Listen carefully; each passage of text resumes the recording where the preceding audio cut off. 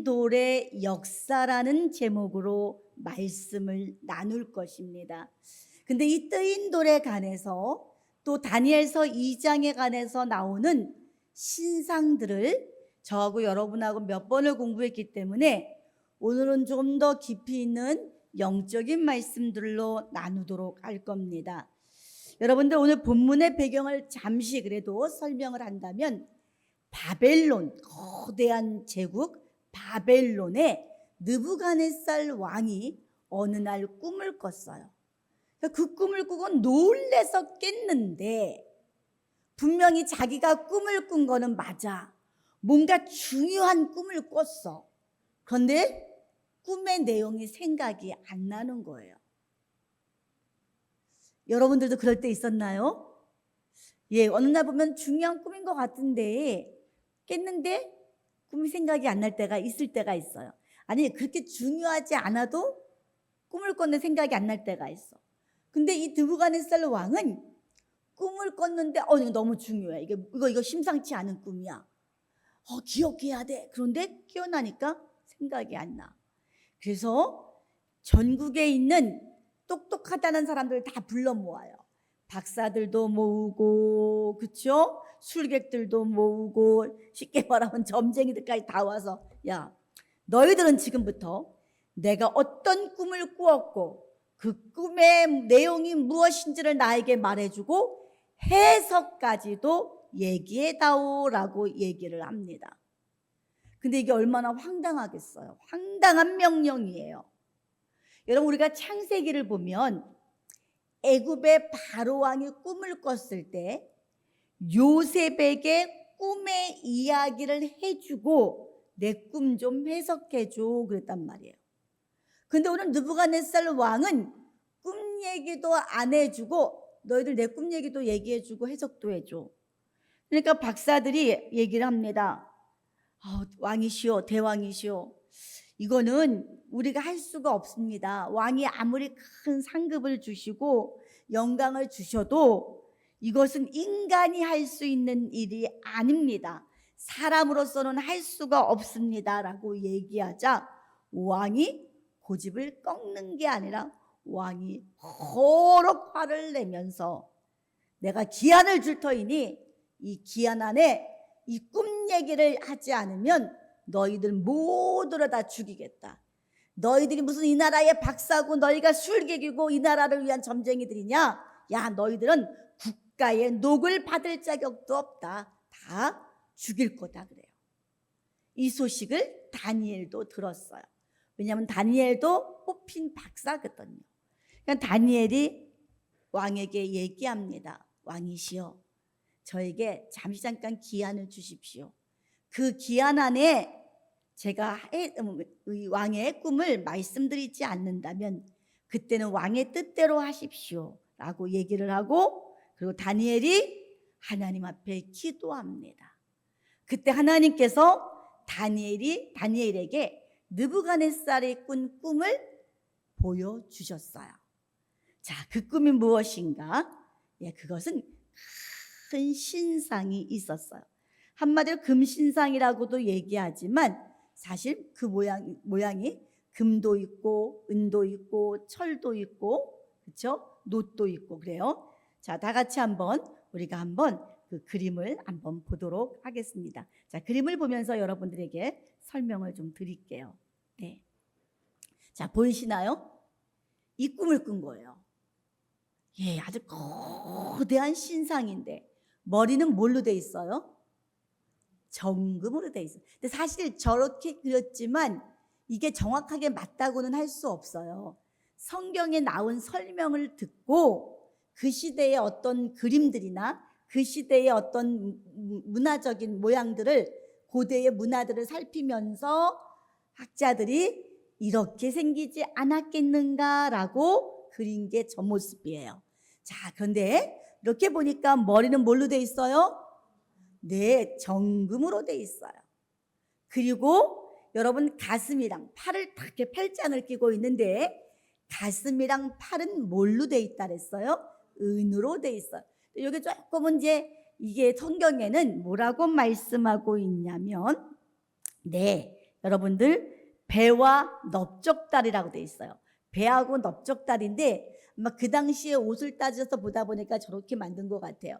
어떻든 배하고 넓적다리는 뭐예요? 예, 언뜻 보기는 금하고 색깔이 똑같지만 금이 아니라 노시였어요. 그리고 종아리는 뭐예요? 철이에요. 종아리는 철이에요. 그리고 발은 철이랑 흙이 섞여 있었어요. 자, 여러분, 이 금신상을 보여줘요. 근데 이것이 여러분, 다니엘에게는 이것뿐만이 아니라 뿔 달린 염소의 이야기, 마지막 종말의 마지막에 있을 이야기들을 보여주셨어요. 근데 이 금신상을, 이 신상을 여러분 느부갓네살에게 보여줬고 결국 해석을 하지요. 자, 이 해석을 속에 우리는 이렇게들 맞는 얘기지만 우리가 이렇게 다 알고 있어요. 다 맞는 얘기예요. 자, 이 머리, 금으로 된 머리는 어느 나라를 상징한다? 지금 전 세계를 다스리고 있는 바로 바벨론을, 다니엘 시대입니다. 다니엘 시대에 전 세계를 다스리고 있는 바벨론 왕국을 얘기합니다. 그리고 은으로 만든 가슴과 팔은 어느 나라일까요? 우리가 잘 알고 있는 메데와 바사, 바로 고레스 왕이 있는 메데와 바사라는 나라를 상징합니다. 그 다음으로 배와 넓적다리는 뭐예요? 노시요, 노. 이 제국은 어떤 제국이냐? 헬라 제국입니다. 헬라 제국, 여러분이 잘 아시는 알렉산더 대왕이 이루었던 헬라 제국이에요. 그리고 종아리는 철이라고 했는데 이 종아리의 철은 어느 나라를 상징하느냐? 바로 로마를 상징합니다. 강한 로마, 강력한, 철과 같이 강력한 나라 로마를 표현해요. 그리고 많은 사람들은 또 얘기를 하기를, 그러면 그 발가락, 철도 있고 흙도 있는 이 발가락은 뭐냐? 발이 10개니까 우리가 여러 가지 얘기들을 많이 했어요. 유럽 공동체가 아니냐. 근데 유럽 공동체가 더 많아요. 10개가 될 듯 하다가 또 많아졌다가 막 그래요. 이 유럽 공동체가 아니냐, 또 마지막에 어떤 나라들이 아니냐, 이렇게들 얘기합니다. 근데 이 말씀들이 다 맞아요. 그런데 우린 더 여기서만 보면 안 돼요. 우린 더 깊이 들어가야 돼요. 우리는 이 꿈을 통해서 이 전체의 세계사를 누가 이끌어가고 계시는 것이다? 하나님께서 이끌어 가시는 것이다. 하나님의 구속사가, 하나님의 구원의 역사가 이 전 세계의 역사를 이끌고 가고 있음을 보여주고 있어요. 여러분, 구속사의 틀 안에서 전 세계가 움직이는 거예요. 언뜻 보기는 미국이 강해 보이고 중국이 강해 보이고 소련이 강해 보이고 또 하나의 여러분들 강대 국가들이 또 일어나는 것 같지만 그 역사가 여러분 세상을 좌지우지하고 세상을 통치하는 것 같지만 그 속에 있는 하나님의 구원의 역사가 세상을 이끌고 가고 있다는 것이에요. 느부갓네살에게 하는 얘기, 너 교만하지 마라. 이 세상의 역사를 하나님께서 이끌어 가신다는 것을 보여주고 있어요. 근데 이것은 여러분, 그 놀라운 게 이 바벨론 시대의 이 꿈을 보여주셨는데 이 말씀은 종말의 시대를 살아간 이 시대까지 연결되어 있다는 사실이에요. 그래서 우리가 여기서 간과해서 또 우리가 안 되는 깊은 내용이 뭐냐? 이 말씀이 당대의 바벨론에만 관한 얘기가 아니에요. 이것은 영적으로 어떤 의미가 있느냐? 여기 보면 신상이 있었다 그랬어요. 자, 신상이 있다는 것은 그 신을 경배하는 사람들이 있다는 거예요. 더 쉽게 얘기하면 일본도 그렇고 중국도 그렇고 집안에 가면 뭘 모시고 있어요? 호페라는 것을 모시고 또 뭐라 그래요? 뭐라 그랬죠? 일본 사람들이 모시는 신들이 있어요. 중국도 그렇고 홍콩도 그렇고 사람들이 집에 들어가면 뭐예요? 거기다 촛불 같은 거, 향 같은 거 꽂아놓고 막 이렇게 빌어요. 이렇게 해요. 자신들의 조상이 신이 되는 거죠. 여러분, 이처럼 일본은 집집마다 신상이 있어요. 집집마다 조상의 신도 있고 고양이 신도 있고 강아지 신도 있고 신들이 다 있단 말이야. 만약에 그 집에 그 신상이 있다면 그 집의 가정 식구들이 다 뭐예요? 그 신상을 경배하는 자들이에요. 만약에 그 신상이 마을에 있다면 마을 사람들이 경배자들이에요.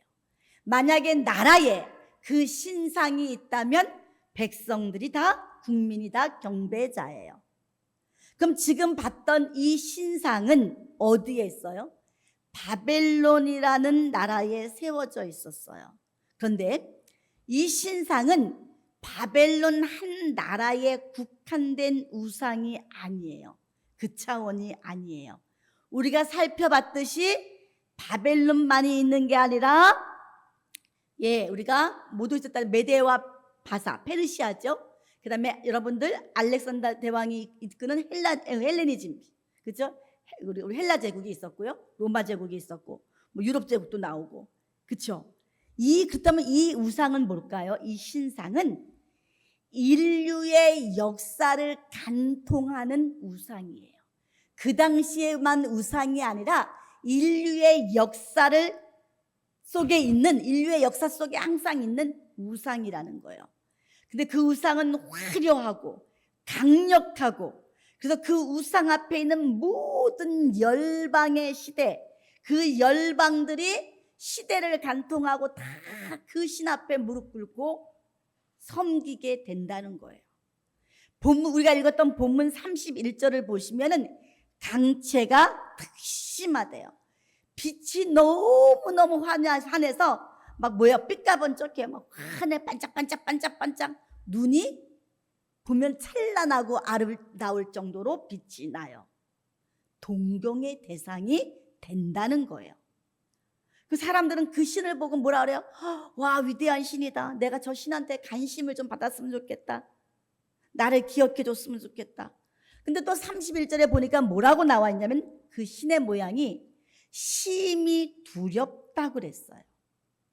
여러분, 이게 뭐냐면 이 우상이, 전 시대를 아우러가는 이 우상이 얼마나 화려하고 아름답고 그러면서도 번접할 수 없도록 두려운 거야. 누구도 대적할 수가 없어. 차원이 달라. 여러분도 아무도 그 우상 앞에 반론하지 못해. 찍소리하지 못해. 우상이 계속, 야, 다른 신이 있어? 내가 최고의 신이야. 내가 너에게 모든 거 다 줄 수 있어. 내가 부를 줄 수도 있고 권력을 줄 수도 있고 내가 모든 것, 모든 영광을 다 너한테 줄 수 있는 신이야. 하나님 데리고 와봐. 이렇게 얘기하는 거랑 똑같은 거예요. 여러분, 이 무시무시한 신상 앞에 모든 사람은 메뚜기 마냥 꼼짝도 못한 연약한 자예요. 그런데 오늘 본문을 보니까 이 거대한 신상을 깨트린 뜨인 돌이 나와요. 뜨인 돌. 여러분, 이 뜨인 돌이 신상을 받아요. 그런데 언뜻 보면 계란으로 바위치기 같아.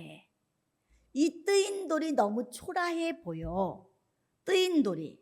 그런데 이 뜨인 돌이 이 신상을 치고 또 치고 또 치고 또 치고 치니까 그만 신상이 우르르르르 무너졌다는 거예요. 그러고 보니까 뜨인 돌이, 이 신상을 무너뜨린 이 뜨인 돌이 얼마나 많았는지 태산을 이루었다고 성경에 기록되고 있어요. 하나, 둘, 셋, 10개, 100개, 200개, 500개, 1000개, 10,000개 많은 돌들이 여러분 이 신상을 대적한 거죠. 여러분, 이와 마찬가지로 우리가 인류의 역사를 보면 많은 시대마다 하나님을 대적하고 하나님을 모욕하는 신상들이 있었다는 거예요. 근데 우리가 아까 이 뜨인 돌은 지난번에도 누구를 상징한다 그랬죠? 예수 그리스도라 그랬어요. 근데 지금 또 하나 보세요. 뜨인 돌이 크지가 않아요. 뜨인 돌이 태산을 이루었대요. 그게 하나님, 예수님의 엄청난 힘을 얘기하는 건 맞아요. 근데 이 뜨인 돌이 과연 또 무엇을 의미하는지 오늘 또 살펴볼 거예요. 뜨인 돌이 분명 예수님 맞습니다. 자, 그런데 여러분, 첫 번째 돼지로 뜨인 돌의 특성입니다. 자, 여러분, 뜨인 돌이 뭘까요? 뜨인 돌이 어떤 게 뜨인 돌일까요? 뜨인 돌. 어떤 성경에, 저도 지금 예전에 잘못 봐가지고 이 뜨인 돌을 그렇게 본 적이 있었어요. 뜨인 돌이 여러분, 어떤 성경에 보니까 성경 해석에 이렇게 써 있어요. 어떻게 써 있냐면, 플라잉 스톤. 이게 뭐예요? 플라잉 스톤. 뭐 하는 거죠? 네, 분명히 뜨인 돌이 날라와서 신상을 탁 친 건 맞아요. 근데 이 뜨인 돌이라는 뜻이 날아다니는 돌이라는 뜻이 아니에요. 이 뜨인 돌은 아람어로 쓰여 있는데, 아람어로 게자르라고 써 있어요. 이 게자르라는 것은 잘라내다, 쪼아내다, 쉽게 말해서 뭐야? cut off. 이렇게 쉽게 말하면 이렇게 있는 걸 부분을 조금 잘라내서 뜯어온 거란 말이에요. 여러분들, 뜯어온 거예요. 자, 그러면 큰 돌덩어리 원석이 있어요. 자, 이 큰 돌덩어리 원석은 쉽게 말하면 예수님이죠. 이 큰 돌덩어리 원석이 있는데 거기서 떼어난 조각이 있어요. 물어볼게요. 그러면 이 큰 원석과 떼어난 조각의 성질은 같을까요? 다를까요? 같아요. 너무 잘하셨어요. 더 쉽게 얘기하면, 제가 가다가 딸내미하고 가다가 이제 빵을 사 먹었어. 야, 자, 빵 맛있게 보인다. 너는 뭐 먹을래? 했더니 이제 무슨 빵을 먹겠대. 나는 소금빵을 먹을게. 너는 무슨 빵을 먹어라. 빵을 이제 샀어. 근데 먹다 보니까는 딸내미 빵이 너무 맛있어 보여. 그래서 야, 네 빵 맛있어 보인다. 그랬더니 좀 드릴까요? 그랬더니 빵을 조금 잘라서 줘요. 제가 그 빵을 먹어봤어요. 그럼 제가 조각으로 먹어본 빵이나 딸이 갖고 있는 그 빵이랑 본질이 달라요? 똑같아요? 똑같고 똑같은 맛이에요. 성분이 똑같다는 거예요. 자, 이 얘기는 뭐냐면 이 뜨인 돌은 날아다니는 돌이 아니라 큰 돌에서 떼어낸 돌이라는 거예요. 이해 가시죠? 여기까지는 이해 가시죠? 네. 여러분, 날아다니는 돌 아니에요. 뜨인 돌이 뜨였다는 게 땅바닥에서 떴구나, 땅바닥에서 풍선처럼 뜬 걸 얘기하는 게 아니에요. 뜨인 돌의 원어는 뭐라고요? 조각하다, 쪼아서 잘라내다, 쪼아서 잘라내다, 이렇게 뜯어낸 돌이란 말이에요. 자, 그렇다면 이제 두 번째 대지로 들어갑니다. 성경 속에 나타난 뜨인 돌의 역사입니다. 뜨인 돌의 역사. 여러분들, 돌하면 뭐가 생각나요? 우리 권사님이나 우리 집사님들은 살림 잘하시는 분들은 어떤 돌이 생각날까요? 네. 아유, 오이지당 가서 눌러야 되는데 예쁘게 생긴 돌 없을까? 자, 그러면은 또 어떤 분 돌하면 뭐가 생각나세요? 머리. 왜냐, 그건 맞아요. 우리 시대에 뭐냐면, 아유, 이 돌머리야, 이 돌대가리야, 그런 얘기를 많이 했기 때문에 어떤 사람은 머리를 생각해요. 또 어떤 사람은 돌하면 뭐가 생각해요? 예쁘게 생긴 공깃돌을 생각하는 사람도 있어요. 이 돌들 하니까 보통은 우리가 뭐 까마잡잡하기도 할 수도 있고 까만 돌도 있겠지만 흰 돌도 있고 아마 조만한 아마 요만한 돌멩이 정도 하나를 우리가 다 생각할 수 있어요. 자, 그런데 성경 속에 뜨인 돌의 역사를 이룬 사람이 누굴까? 첫 번째가 다윗인데요. 다윗이 여러분, 다윗이 몰맷돌을 던졌기 때문에 뜨인 돌이구나? 아니에요. 그렇게 연결시키면 안 돼요. 다윗이 누구랑 싸워요? 골리앗과 싸워요. 블레셋의 골리앗이 나타나서 여러분 40일을 아침 저녁으로 나와가지고 뭐라고 얘기하는 거예요? 막 하나님을 욕하는 거야. 하나님을 욕하고 이스라엘을 욕하고 왕을 욕하고, 야, 이 바보 같은 것들아, 이 병신 같은 것들아, 한번 덤벼봐, 싸워봐. 너희들이 나와서 싸워서 이긴다면 내가 절할게. 우리나라 줄게. 나와봐. 야, 니네가 믿는 하나님이 신이냐 힘이 있냐 막 욕을 합니다. 그런데 이스라엘 백성들이 사울 왕과 병정들이 무서워서 그렇게 하나님을 모욕해도 아무도 무서워서 메뚜기 마냥 멈춰서 가만히 있는 거야. 자, 왜 제가 메뚜기라고 표현했냐면 우리 강야에서 그런 적이 있었어요. 야, 너희들은 40일 동안 가서 가나안 땅을 탐지해봐. 족장들에게 40일 동안 탐지하고 와서 뭐라고 얘기해요? 울면서 우리는 죽게 됐다 하면서 뭐라 그래요? 우리가 갔는데 안악자손은 거인이에요. 거인들을 봤는데 우리는 죽게 됐다. 그 거인들 앞에 우리는 메뚜기밖에 안 돼. 그들은 거인인데 우리는 요만한 메뚜기야. 우린 죽게 됐다. 그래서 제가 메뚜기란 표현을 쓴 거예요. 지금 골리앗 앞에 있는 사울 왕과 백성들은, 군사들은 다 뭐예요? 메뚜기처럼 두려워서 덜덜 떨고 있어. 찍소리도 못하고 있어요. 이건 뭐냐? 아까 다니엘 2장에 나온 금신상 앞에서 사람들이 다 두려워서 떠는 모습과 똑같아요. 떠는 모습과. 그런데 여러분, 다윗은 원래 나이가 안 돼서 군대를 갈 수가 없어. 어려서. 근데 아버지가 뭐라 그래요? 야, 너네 형들이 군대 갔는데 제대로 먹고 있는지 궁금하다. 야, 먹을 것 좀 갖다 줘라. 먹을 거 싸가지고 아버지 심부름으로 군대를 찾아갔다가, 싸움터에 찾아갔다가 뭘 봤어? 이 아버지도 대단해. 그쵸? 이 아버지도 대단해. 이 형들 고생한다고 그래 막둥이를 또 보내잖아요. 막둥이가 또 갔는데 골리앗이 막 소리를 치는 거야. 가만히 듣자니까 너무 기분이 나빠. 왜? 하나님을 모욕하거든. 그랬더니 다윗이, 여러분, 내가 나가겠습니다. 다니엘서 17장 45절에 다윗이 뭐라고 하고 나가는지 한번 읽어보겠습니다. 시작.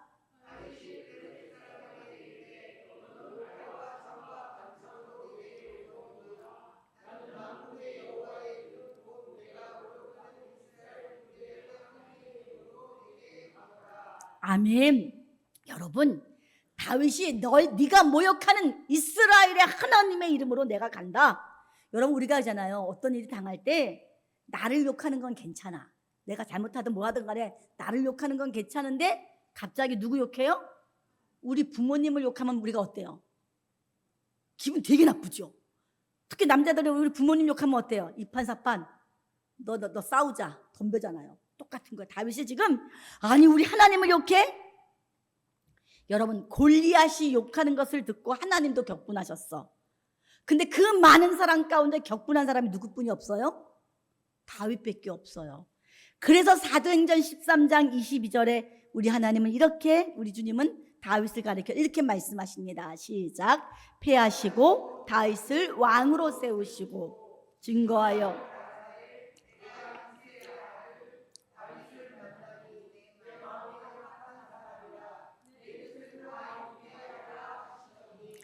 마음이 합하다는 것은요, 우리 둘이 좋아해서 마음이 맞아 이런 얘기가 아니에요. 범죄하는 사람들이 마음이 맞아 단순히 이런 얘기가 아니라 마음이 합하다는 것은 헬라어 칼디아라는 말인데 이 말의 뜻이 뭐냐면 나의 마음, 나의 생각, 사상, 영혼이 딱 맞는다는 얘기예요. 뭐라고요? 마음, 생각, 사상, 영혼이 맞는다는 거예요. 다시 말해서 뭐예요? 복사판이라는 거예요. 복사판. 다시 말해서 하나님의 복사판, 하나님의 마음의 복사판을 누가 갖고 있었다는 거예요? 지금 다윗이 갖고 있었다는 거예요. 그래서 골리앗을 보는데 너무 화가 나는 거예요. 하나님을 모욕하는 그 이스라엘 군대를 모욕하는 그 골리앗이 너무 화가 나서, 골리앗에게 너무 화가 나서 그가 정말 물맷돌을 가지고 던졌죠. 다윗이 뜨인 돌이 되어서 골리앗을 무너뜨렸어요. 실제로 보이는 물맷돌을 가지고 머리에 던져서 이마에 딱 박혀서 골리앗이 쓰러졌어요. 근데 실제 보인 돌은 있어요. 그 돌이 뜨인 돌은 아니고 뭐가 뜨인 돌이다? 다윗의 믿음이 뜨인 돌이라는 거예요. 다윗의 믿음이 하나님의 마음과 맞은 뜨인 돌이라는 얘기입니다. 이제 이해 가시죠? 네. 자, 또 마찬가지예요. 우리 예수님께서 두 번째 성경에서 또 뜨인 돌이 어디 나오느냐? 이제 제자들인데요. 여러분, 예수님께서는 제자들을 뭘 만드시기를 원했을까요? 따라합시다. 돌 만들기를 원하셨습니다. 여러분은 그럴 거예요. 아니 돌이요? 무슨 돌을요? 이럴지 몰라요. 잘 들으셔야 돼요. 뜨인 돌이라 했잖아 지금. 뜨인 돌. 여러분, 우리 예수님을 성경에는 흰 돌로도 표현하고요. 고린도전서 10장 4절 말씀에서는 신령한 반석이다라고 하시면서 반석은 곧 그리스도다 그랬어요. 우리 예수님이 뭐라고요? 반석이래요. 그래서 예수님의 소원은 제자들을 예수님과 똑같은 반석과 같은 돌로 만드는 게 예수님의 소원이었어요. 그래서 예수님은 3년 반 동안 3년을 동고동락하면서 말씀으로 가르치시고 기사를 나타내시고 이적을 보여주시고, 그래서 어느 날 보면 제자들이 알아듣는 것 같아서 얘들아 내가 십자가를 질 거야. 그럼 눈이 다 동그래져서 이해를 못해. 그럼 예수님이 다른 말로 또 가르쳐서 쉽게 가르쳐주시고 나중에 또 가르쳐줘. 예수님이 비유로 가르쳐주시고 천천히 가르쳐주시고. 이게 뭐예요? 예수님이 뜨인 돌, 다시 말해서 예수님의 마음에 합한, 예수님의 복잡한 뜨인 돌을 만드는 게 너무너무 힘들었어요. 예수님이 오죽했으면 제자들에게 공중에 새도 새도 집이 있고 여우도 굴이 있건만 내가 머리 둘 곳이 없구나 그랬어요. 그럼 예수님이 여러분 머리 둘 곳이 없대요. 이게 뭘까요? 여러분들 공중에 새도 있고 여러분 여우도 굴이 있는데 나는 머리 둘 곳이 없다. 여러분들 아까 제가 그랬어요. 다윗이 하나님의 마음에 합하다. 이것은 마음과 생각과 영혼과 사상이 모두가 같다는 거예요. 또 야곱이 베델에서 돌베개를 베고 잤어요. 거기서 하나님이 예수님께서 오르락 내리락 하는 것을 보았어요. 자, 이 얘기는 뭐냐면 예수님께서 정말 이 뜨인 돌과 같은 나와 같은 합한 마음의 돌이 있어야 내가 좀 눕고 싶은데 그런 자가 없구나. 나와 똑같은 사람 하나만 있으면 좋겠는데 나와 똑같은 사람 하나 없구나. 예수님이 야 나 피곤해. 베개가 없어. 돌베개 좀 가져와. 베개 좀 가져와. 이 얘기하는 거 아니에요. 나 누울 데가 없어. 예수님이 여러분 잠 못 주무셨습니까? 여러분 나와 똑같은 돌, 나와 똑같은 믿음의 사람, 나를 따라오는 믿음의 사람이 없다는 거예요. 다시 말해서 예수님이 나를 따라오는 믿음의 자녀가 아직도 없구나. 너희들이 왜? 주자들이 예수님 우의정 시켜주세요. 아니면 예수님 우리 영의정 시켜주세요. 예수님 제가 제일 높지요. 내가 예수님한테 제일 사랑받는 자지요. 이러고만 있단 말이야. 이러고만 있으니까 예수님이 내가 머리 둘 곳이 없구나. 나와 똑같은 믿음 가진 자가 없구나. 여러분 결국은 예수님 누가 십자가에 못 박은 거예요? 여러분들 종교 지도자들, 또 여러분 로마 군병들. 그러나 사실은 제자들도 예수님 못 박은 거예요. 다윗처럼 하나님의 마음에 합한 자가 한 명도 없었어. 여러분 빌라도도 예수님의 죄를 발견할 수가 없었어. 여러분 그 빌라도의 간저 앞에는 백성들이 모였는데 다 누구야? 종교 지도자들의 바람잡이야. 그래서 예수님을 죽여라 우리에게 바라바를 예수를 죽여라 그랬단 말이에요. 그런데 예수님의 제자들은 무서워서 다 도망갔잖아. 재판할 때도 마찬가지야. 예수님의 제자들이요 뭐라고 하면 돼요? 빌라도의 총독, 예수님이 무슨 죄가 있습니까? 예수님이 무슨 죄 때문에 이렇게 재판을 받아야 됩니까? 예수님이 무슨 죄 때문에 십자가에 달리셔야 됩니까? 라고 외치는 뜨인 돌이 하나도 없었어요. 그렇게 외치는 뜨인 돌이 없었어요. 결국 예수님의 선택은 뭐냐? 십자가를 지실 수밖에 없었다는 거야. 십자가를 통해서 제자들이 뜨인 돌이 됐어요. 십자가를 통해서. 여러분들 예수님이 그랬잖아요. 요한복음 14장 19절 20절 보면은 19절 20절 한번 읽어볼까요? 요한복음 14장 19절 20절 시작. 조금 있으면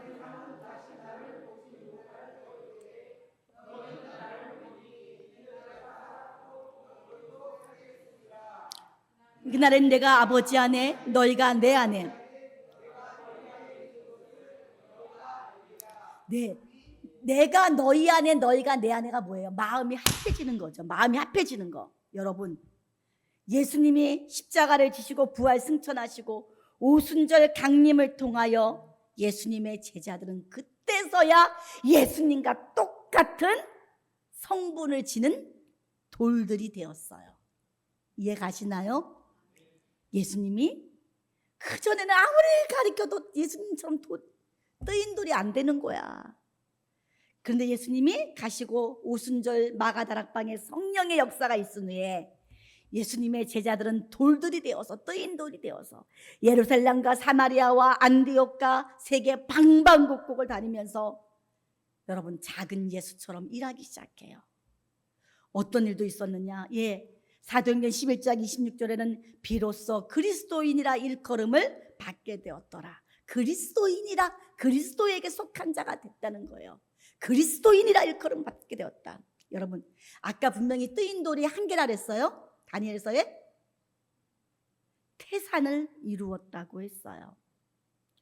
이제 여러분, 이 뜨인 돌은, 태산을 이룬 뜨인 돌은 저와 여러분도 돼야 돼요. 여러분 예수님의 제자들이 어떤 일이 있었냐면 이 예수님의 성분을 가진 거야. 예수님과 똑같아진 거야. 이제 복사판이 된 거야. 그래서 뭐예요? 나가서 앉은뱅이도 일으키고 귀신 들린 자도 고치고 죽은 청년도 살리고 창문에서 떨어진 자도 살리고. 오죽했으면 베드로가 너무 바빠. 사람들이 베드로를 만날 수가 없으니까 이렇게 얘기하는 거야. 베드로가 지나가면 베드로의 그림자가 생길 거 아니야. 해가 저쪽에, 우리 그림자가 있는 곳에 앉아있자. 그러면 베드로가 지나가면 우리가 고침받을 거야. 정말 아픈 자들을 갖다가 길에다가 이렇게 다 나열해놨어. 앉혀놨어. 그랬더니 베드로가 이렇게 지나가는데 베드로가 천천히 가는 것도 아니야. 바빠 그냥. 베드로가 휙 지나가는데 그림자가 막 지나갈 거 아니에요? 그림자가 누워있는 환자들을 쭉 지나가니까 환자들이 다 깨끗해졌어. 지금 베드로가 누구처럼 한 거야 지금? 예수님처럼. 사도 바울도 그래. 사도 바울도 얼마나 바쁜지. 그 사람들이 기도받으러 왔는데 사도 바울이 없대. 어디 가셨어요? 다른 데 또 사역 갔대. 이렇게 보니까 뭐가 있어? 사도 바울이 혼자 살잖아. 사도 바울이 앞치마가 있어. 이거 사도 바울 선생님이 이거 앞치마 아닙니까? 일하실 때 쓰는 앞치마죠. 그 앞치마 좀 가져갈게요. 그리고 그 앞치마를 가지고 가서, 이게 앞치마야. 앞치마를 가지고 가서 아픈 사람한테 어떻게 했어요? 아픈 사람한테 쑥 덮었더니 이 사람이 일어나네. 뭐가 됐어요? 원석하고 똑같은 복사판이 됐어요. 그런데 잘 보세요. 베드로도 사도 바울도 요한도 내가 했다는 말이 있어요, 없어요? 없어요. 전부 다 예수의 이름으로 명하노니, 예수의 이름으로 명하노니 일어나 걸어라라고 말씀했어요. 모두가 내가 했다는 말이 없어. 내가 좀 그래도 좀 했네, 내가 좀 고생 좀 했네. 우리 인간은 그래. 내가 좀 고생 좀 했네. 그렇게 얘기하는데 그렇게 얘기하지 않고 뭐라고 얘기해요? 나의 나된 것은 오로지 주의 은혜라. 이게 성경에 나타나는 뜨인 돌의 역사들이에요. 자, 마지막 때 3대지입니다. 마지막 때 나타날 뜨인 돌의 역사예요. 여러분, 분명히 뜨인 돌이 철과 진흙과 은과 금과 모든 다 것을 무너뜨렸어요. 여러분들 다니엘이 해석을 해줬죠. 왕이 꾼 꿈은 이 시대만 있는 것이 아닙니다. 이 시대만 해당되는 것이 아닙니다. 앞으로의 제국들 열왕들이 있는 것입니다. 열왕들에게 다 해당되는 것입니다. 여러분, 이 세계가요, 옛날부터 지금까지 다 뭐예요? 이런 신상이 다 있어. 단순히 여러분이 생각하는 돌부처의 신상을 얘기하는 게 아니라 이 신상, 새 나라의 여러분 뭐예요? 이 나라를 흔들고 가는 어떤 경제나 물질이나 권력의 거대한 신들이 있단 말이야. 근데 이 신들을 누가 무너뜨려요? 이 신을? 뜨인 돌이 무너뜨린 거예요. 그리고 그 뜨인 돌이 무너뜨리고 결국은 뭐예요? 강건한, 굳건히 강건한 하나님의 나라가 세워진다고 지금 우리에게 가르쳐주고 있어요. 이 세상 역사 가운데 공통적인 게 있다면 돈이면 최고다. 물질 만능주의. 우리가 사는 이 세상도 그래요. 야, 한 번 사는 세상, 이게 아둥바둥 사냐? 좀 누리면서 살아보자. 향락주의에 빠져요. 노아의 때와 같이. 여러분들, 사람들이 항상 악해서 하나님의 하자도 생각 못해요. 말씀의 말자도 생각 못해요. 철저한 인본주의, 이게 바로 신상이에요. 철저한 인본주의의 신상, 너무나도 아름답고 흔하고 찬란하고 거역할 수 없는 그 신상 앞에, 모든 인본주의의 거대한 권력 앞에 모두가 엎드려져서 섬기고 있어요. 그러나 거기에 소수일지라도, 작을지라도 반기를 들고 일어나는 다윗과 같은 뜨인 돌이 돼야 됩니다. 여러분, 뜨인 돌의 출처는 어디냐? 이사야서 28장 16절을 보니까 뜨인 돌이 있는데 어디서 나오는 거냐? 돌이. 그러므로 한 주 여호와께서 가라사대, 보라, 내가 한 돌을 시온에 두어 기초를 삼았으니 곧 시험한 돌이요 기하고 견고한 기초돌이라. 그것을 믿는 자는 급절하게 되지 아니하리라. 시온은 뭐냐면 진짜 산이 높아서가 아니라 성경에서의 시온은 영적으로 가장 높은 산이에요. 그 영적으로 높은 시온산에 하나님이 기초돌을 도우셨대요. 이 기초돌이 뭐예요? 예수 그리스도예요. 그래서 이 기초돌을 믿는 자는 급절하게 되지 않는다. 이 기초돌인 예수님을 믿는 자는 쓰러지지 않는다는 거예요. 근데 이 기초돌은 시험을 받은 돌이에요.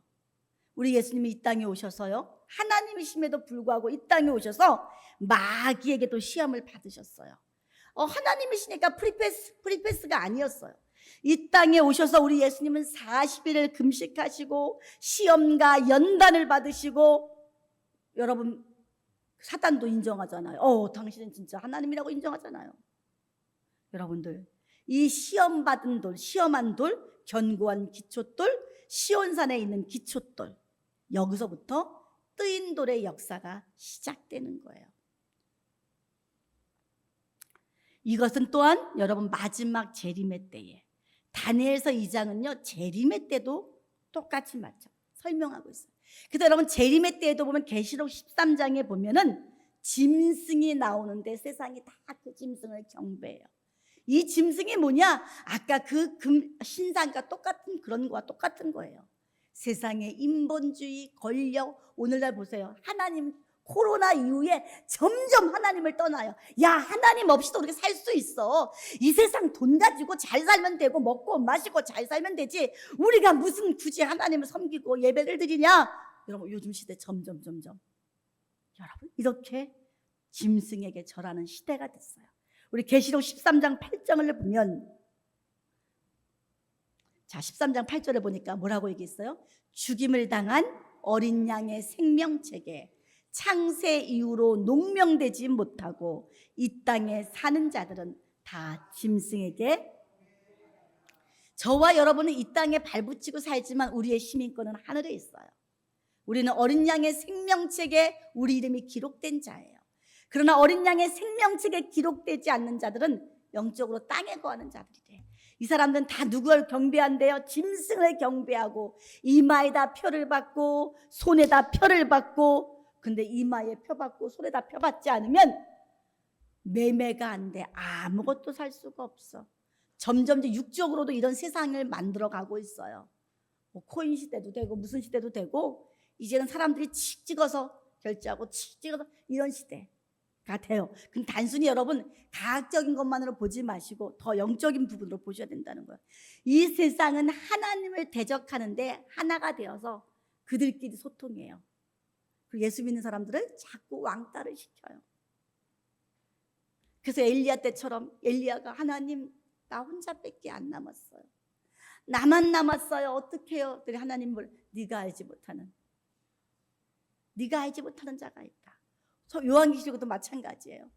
여러분 다 짐승에게 경배하는데 14장으로 딱 넘어가니까 뭐가 나와요? 14만 4천이 나와요.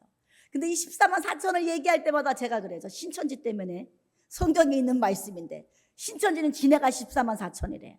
그럼 14만 4천은요 믿음의 영적인 완전 숫자예요. 우리가 7의 수잖아요. 완전한 믿음의 사람들이에요. 근데 여러분 14만 4천은 짐승에게 표받은 자가 아니라 그 이마에 뭐가 있어요? 어린 양의 이름과 아버지의 이름이 있더라 그랬어요.